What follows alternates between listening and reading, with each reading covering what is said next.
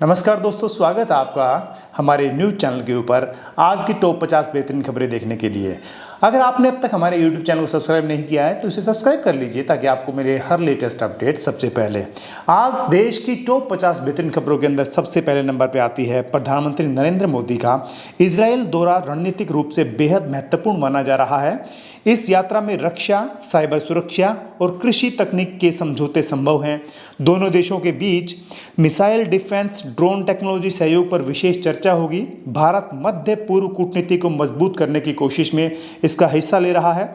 विशेषज्ञ इसे एशिया में नए सुरक्षा समीकरण से जोड़कर देख रहे हैं। भारत और इजरायल के बीच आयरन डोम जैसी एयर डिफेंस तकनीक को लेकर बातचीत तेज हो गई है।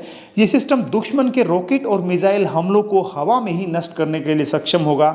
अगर समझौता होता है तो भारत की सीमा सुरक्षा और ज़्यादा मजबूत होगी। खासकर पाकिस्तान और चीन सीमा पर रणनीतिक फायदा मिल सकता है। रक्षा विशेषज्ञ इसे गेम चेंजर मान रहे हैं। सुप्रीम कोर्ट ने तिरुमला लड्डू विवाद से जुड़ी याचिका खारिज कर दी। कोर्ट ने कहा कि धार्मिक संस्थानों के प्रशासनिक मामलों में सीमित हस्तक्षेप ही किया जा सकता है। याचिका में प्रसाद की गुणवत्ता और प्रबंधन पर सवाल उठाए गए हैं। फैसले के बाद मंदिर प्रशासन को राहत मिली है। ये मामला काफ़ी समय से चर्चा में था। तमिलनाडु में नई मतदाता सूची जारी हुई जिसमें 23 लाख से अधिक नए वोटर जुड़े हैं। चुनाव आयोग का कहना है कि युवाओं की भागीदारी तेजी से बढ़ रही है। आगामी चुनाव में इसका सीधा असर देखने को मिल सकता है। राजनीतिक दल अब युवा वोट बैंक को साधने की रणनीति बना रहे हैं। महिला मतदाताओं की संख्या भी बढ़ी है। जेएनयू कैंपस में 2 छात्र संगठनों के बीच हिंसक झड़प हो गई। घटना में कई छात्र घायल हुए और पुलिस को हस्तक्षेप करना पड़ा। विश्वविद्यालय प्रशासन ने जांच समिति गठित की। कैंपस राजनीति और सुरक्षा व्यवस्था पर फिर सवाल उठे। छात्रों में तनाव का माहौल बना हुआ है। दिल्ली विधानसभा और सचिवालय को बम से उड़ाने की धमकी मिलने के बाद सुरक्षा एजेंसियां अलर्ट मोड में आ गई। पुलिस और बम स्क्वाड ने पूरे इलाके की जांच की। फिलहाल कोई संदिग्ध वस्तु नहीं मिली है। साइबर टीम धमकी देने वाले की पहचान में जुटी है। सुरक्षा व्यवस्था और कड़ी कर दी गई है। पश्चिम बंगाल के वरिष्ठ नेता मुकुल रॉय के निधन से राजनीतिक जगत में शोक की लहर है। वे कई दलों में अहम भूमिका निभा चुके थे। बंगाल की राजनीति में उनकी रणनीतिक पकड़ मजबूत मानी जाती है। कई नेताओं ने उन्हें कुशल संगठनकर्ता बताया। अंतिम संस्कार में बड़े नेताओं के शामिल होने की संभावना है। विपक्षी दलों के बीच सीट शेयरिंग को लेकर बातचीत तेज हो गई। कई राज्यों में गठबंधन फॉर्मूले पर सहमति नहीं बन पा रही है। कांग्रेस क्षेत्रीय दलों में साथ लेने की कोशिश कर रही है। चुनाव से पहले राजनीतिक समीकरण लगातार बदल रहे हैं। आने वाले महीनों में गठबंधन की तस्वीर साफ होगी। एआई समिट में भारत की तकनीकी क्षमता को वैश्विक स्तर पर सराहना हुई है। भारतीय स्टार्टअप और एआई रिसर्च को निवेशकों का अच्छा रेस्पॉन्स मिला। सरकार ने एआई को भविष्य की अर्थव्यवस्था पर आधार बनाया। हेल्थ, एजुकेशन और डिफेंस में एआई उपयोग पर चर्चा हुई। भारत को एआई हब बनाने का लक्ष्य रखा गया है। दिल्ली में आयोजित इंडिया एआई इम्पैक्ट समिट 2026 में कई देशों के प्रतिनिधि शामिल हुए। सम्मेलन में जिम्मेदार एआई और डेटा सुरक्षा पर जोर दिया गया। भारतीय कंपनियों ने नए एआई समाधान पेश किए। सरकार ने स्किल डेवलपमेंट कार्यक्रम बढ़ाने की घोषणा की। टैक्स सेक्टर के लिए इसे बड़ा कदम माना जा रहा है। भारत फ्रांस टैक्स संधि संशोधन से विदेशी निवेशों को राहत मिली है। डिविडेंड टैक्स कम होने से निवेश आकर्षित होने की उम्मीद है। दोनों देशों के आर्थिक संबंध और मजबूत होंगे। विशेषज्ञों का मानना है कि इससे स्टार्टअप सेक्टर को फायदा मिलेगा, निवेश प्रवाह बढ़ सकता है। सेबी चेयरमैन ने कहा कि भारत दुनिया की तीसरी सबसे बड़ी अर्थव्यवस्था बनने की दिशा में तेजी से बढ़ रहा है। शेयर बाजार में घरेलू निवेशकों की भागीदारी बढ़ी है। डिजिटल भुगतान और मैन्युफैक्चरिंग ग्रोथ को इसका कारण बताया गया। आर्थिक सुधारों का असर दिख रहा है। निवेशकों का भरोसा मजबूत हुआ। अमेरिका टैरिफ नीतियों में बदलाव से भारत को निर्यात के लिए नए अवसर मिल सकते हैं। चीन पर दबाव बढ़ने से कंपनियां भारत की ओर शिफ्ट हो रही हैं। टेक्सटाइल और मैन्युफैक्चरिंग सेक्टर को फायदा संभव है। व्यापार संतुलन में सुधार की उम्मीद है। सरकार निर्यात बढ़ाने पर रणनीति बना रही है। महाराष्ट्र सरकार को एफडीआई का प्रमुख केंद्र बनाने की योजना पर काम चल रहा है। नई औद्योगिक नीतियां निवेश आकर्षित करने के लिए तैयार की जा रही हैं। इंफ्रास्ट्रक्चर और लॉजिस्टिक सुधार पर जोर है। रोजगार के अवसर बढ़ाने का लक्ष्य रखा गया है। मुंबई और पुणे प्रमुख निवेश हब बन सकते हैं। सोने की कीमतें रिकॉर्ड स्तर पर करीब पहुंची। वैश्विक अनिश्चितता और निवेश मांग इसकी वजह मानी जा रही है। निवेशक सुरक्षित विकल्प के रूप में खरीद रहे हैं। घरेलू बाजार में इसकी मांग बढ़ी। विशेषज्ञ सावधानी से निवेश की सलाह दे रहे हैं। चांदी की कीमतों में गिरावट देखी गई, जिससे निवेशकों की रुचि बढ़ी है। औद्योगिक मांग और अंतर्राष्ट्रीय बाजार का असर पड़ा है। कई निवेशक इसे खरीदारी का मौका मान रहे हैं। ज्वेलरी सेक्टर में भी हलचल बढ़ी। कीमतों में आगे उतार चढ़ाव संभव है। बजट 2026 के बाद सरकार के खर्च और राजकोषीय अनुशासन पर भारी बहस हुई। कुछ विशेषज्ञ विकास खर्च बढ़ाने के पक्ष में हैं, वहीं अन्य वित्तीय घाटा नियंत्रित रखने पर जोर दे रहे हैं। आर्थिक संतुलन बनाना सरकार के लिए चुनौती माना जा रहा है। बाजार की नज़र नीतियों पर है। अब आगे की खबरों के अंदर है सुरक्षा, कानून और प्रशासन के अंदर, जिसमें बीएसएफ स्टिकर लगी एक कार से करोड़ों की ब्राउन शुगर बरामद की गई। जांच एजेंसियों को शक है कि तस्कर सुरक्षा बलों की पहचान का दुरुपयोग कर रहे हैं। ड्रग्स की अंतर्राज्यीय सप्लाई का नेटवर्क सामने आ सकता है। आरोपियों से पूछताछ जारी है। सुरक्षा एजेंसियां अलर्ट मोड पर हैं। हिमाचल और पंजाब में बच्चा तस्करी गिरोह के 6 सदस्यों को गिरफ्तार किया गया। पुलिस को लंबे समय से इस गैंग की तलाश थी।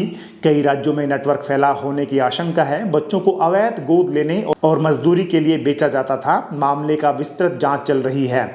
अब ऑनलाइन सट्टेबाजी के जरिए 2300 करोड़ रुपए की ठगी का खुलासा हुआ है। साइबर क्राइम टीम ने कई फर्जी अकाउंट जब्त किए। आरोपी विदेश से ऑपरेट कर रहे थे। हजारों लोगों को निवेश का झांसा देकर ठगा गया। ईडी और अन्य एजेंसियां भी जांच में शामिल हो सकती हैं। नोएडा में लूटपाट की वारदात को अंजाम देने वाले 3 आरोपियों को पुलिस ने गिरफ्तार किया। सीसीटीवी फुटेज के आधार पर पहचान हुई। आरोपियों के पास से नकदी और हथियार बरामद हुए हैं। पुलिस ने कहा कि गिरोह पहले से ही कई वारदातों में शामिल था। इलाके में सुरक्षा बढ़ा दी गई है। सहारनपुर बिजली विभाग में 32 लाख रुपये की गबन का मामला सामने आया है। जांच के बाद कई अधिकारियों को निलंबित कर दिया गया। वित्तीय रिकॉर्ड में गड़बड़ी पाई गई। विभागीय जांच समिति गठित की गई। दोषियों को सख्त कार्रवाई की बात कही गई है। पटना में फायर विभाग के आईजी को भ्रष्टाचार के आरोप में गिरफ्तार किया गया। उन पर पद के दुरुपयोग का आरोप है। विजिलेंस टीम ने छापेमारी के बाद कार्रवाई की। सरकारी महकमे में हलचल मच गई है। आगे और खुलासों की संभावना बताई जा रही है। राजकोट में अतिक्रमण हटाने के अभियान के तहत 350 मकानों पर बुलडोजर कार्रवाई हुई। प्रशासन ने पहले नोटिस जारी किया था। प्रभावित लोगों ने विरोध भी जताया। सरकार का कहना है कि अवैध कब्जों को हटाना जरूरी था। इलाके में पुलिस बल तैनात रहा। औद्योगिक क्षेत्रों में विकास के लिए ड्रोन सर्वे की योजना बनाई गई है। इससे भूमि रिकॉर्ड और इंफ्रास्ट्रक्चर मैपिंग आसान होगी। निवेशकों को स्पष्ट डेटा उपलब्ध कराया जाएगा। स्मार्ट इंडस्ट्रियल प्लानिंग को बढ़ावा मिलेगा। सरकार इसे पारदर्शिता की दिशा में बड़ा कदम बता रही है। त्योहारों से पहले FSSAI ने मिलावट के खिलाफ विशेष अभियान शुरू किया है। मिठाई और खाद्य पदार्थों में सैंपल लिए जा रहे हैं। मिलावट पाए जाने पर कड़ी कार्रवाई होगी। उपभोक्ताओं से भी शिकायत दर्ज कराने की अपील की गई। स्वास्थ्य सुरक्षा पर विशेष जोर दिया गया है। तेहरान स्थित भारतीय दूतावास ने भारतीय नागरिकों के लिए सुरक्षा एडवाइजरी जारी की है। क्षेत्र में बढ़ते तनाव को देखते हुए सतर्क रहने की सलाह दी गई। गैर जरूरी यात्रा से बचने को कहा गया है। दूतावास हेल्पलाइन नंबर भी जारी किए गए। सरकार स्थिति पर नजर बनाए हुए है। अब चलते हैं दुर्घटनाएं और स्थानीय घटनाओं के ऊपर, जिसमें अमरावती में एक पिकअप वैन खाई में गिर गई, जिससे 5 लोगों की मौत हो गई। प्रारंभिक जांच में तेज रफ्तार कारण बताया गया था। स्थानीय प्रशासन ने राहत और बचाव कार्य चलाया। घायलों को अस्पताल में भर्ती कराया गया। पुलिस मामले की जांच कर रही है। पूर्वांचल एक्सप्रेसवे पर बाइक और ट्रक की टक्कर से 2 भाइयों की मौत हो गई। हादसा ओवर स्पीडिंग के कारण हुआ बताया जा रहा है। हाईवे पर सुरक्षा को लेकर सवाल उठे हैं। परिवार में शोक का माहौल है। पुलिस ने केस दर्ज कर लिया है। नोएडा में तेज रफ्तार थार SUV ने ई-रिक्शा की टक्कर मार दी। कई लोग घायल हुए। चालकों को हिरासत में ले लिया गया। स्थानीय लोगों ने सुरक्षा व्यवस्था पर चिंता बताई है। घायलों का इलाज जारी है। हरिद्वार में ATM तोड़ने की कोशिश का मामला सामने आया। आरोपी CCTV कैमरे में कैद हो गया। पुलिस ने फुटेज के आधार पर तलाश शुरू कर दी। मशीन को आंशिक नुकसान पहुंचा है। बैंक सुरक्षा बढ़ाने के लिए निर्देश दिए गए हैं। कई शहरों में आई फ्लू के मरीजों की संख्या बढ़ रही है। अस्पताल में OPD में भीड़ देखी गई। डॉक्टरों ने साफ सफाई और सावधानी बरतने की सलाह दी है।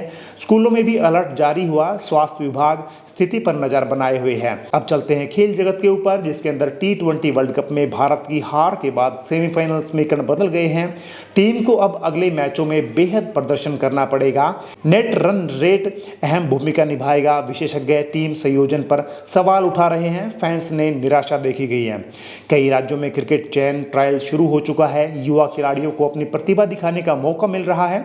चयनकर्ता भविष्य की टीम तैयार करने पर ध्यान दे रहे हैं। घरेलू क्रिकेट के नए चेहरे उभर सकते हैं। खेल प्रेमियों में उत्साह देखा गया।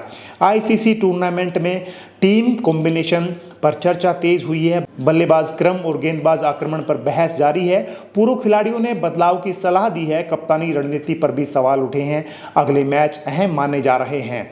युवा खिलाड़ियों को मौका देने की रणनीति पर विचार किया जा रहा है। चयन समिति भविष्य की तैयारियों में जुटी है। फिटनेस और प्रदर्शन को प्राथमिकता दी जा रही है। सीनियर्स खिलाड़ियों पर दबाव बढ़ सकता है। बदलाव की संभावना जताई जा रही है। घरेलू क्रिकेट प्रतियोगिताओं की नई सीरीज शुरू हुई है। राज्य स्तरीय टीमों को बीच कड़ा मुकाबला देखने को मिल रहा है। चयनकर्ता इन मैचों पर नजर रखे हुए हैं। खिलाड़ियों के लिए बड़ा मंच है। क्रिकेट प्रेमियों में उत्साह बढ़ा है। अब चलते हैं मनोरंजन टेक और अन्य खबरों के ऊपर, जिसमें इस हफ्ते OTT प्लेटफॉर्म पर कई नई फिल्में और वेब सीरीज रिलीज हुई। दर्शकों को विविध कंटेंट देखने को मिल रहा है। बड़े सितारों की परियोजनाएं भी शामिल हुई हैं। डिजिटल एंटरटेनमेंट का बाजार तेजी से बढ़ रहा है। व्यूवरशिप में इजाफा हुआ है। फ्री फायर मैक्स के नए रिडीम कोड जारी किए गए हैं। खिलाड़ियों को मुफ्त इन गेम रिवॉर्ड्स मिल रहे हैं। गेमिंग कम्युनिटी में उत्साह देखा गया।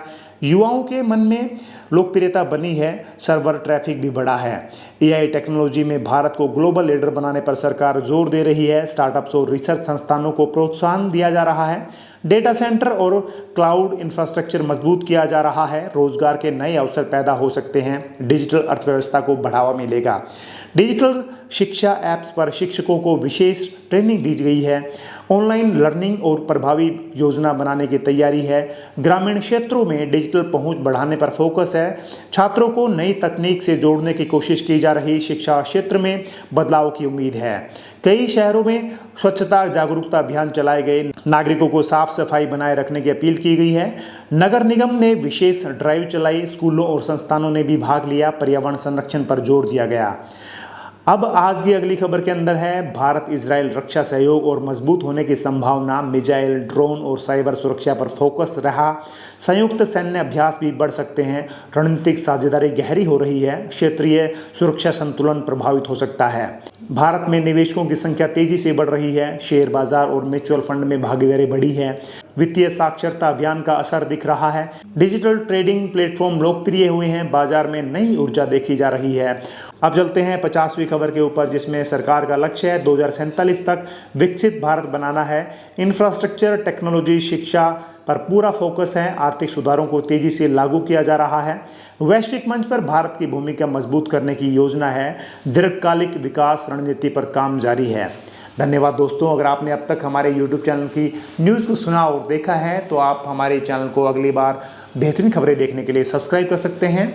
आपका दिन शुभ रहे। Thank you very much.